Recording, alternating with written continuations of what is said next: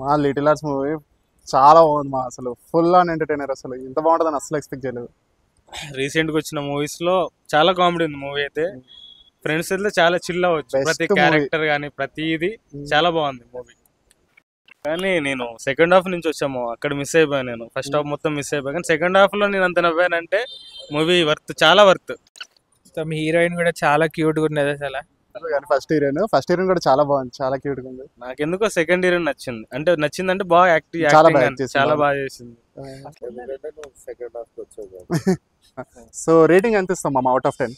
నేను second half వచ్చినా కానీ నేను చాలా ఇన్వాల్వ్ అయిపోయాము, చాలా బాగుంది, చాలా నవ్వే. నేను యాక్చువల్గా చెప్పాలంటే 10 అంటే నేను ఒక 8.5 ఇచ్చేస్తాను మా. నేను సెకండ్ హాఫ్ ఒకటి చూస్తాను కాబట్టి ఆ బేసిస్ పైన చెప్తున్నా. రీసెంట్ మూవీస్ అన్నిటికీ పార్ట్ 3 చేస్తున్నారు. ఇది మంచి నీట్ ఎండింగ్ ఇచ్చారు మూవీకి, బాగుంది.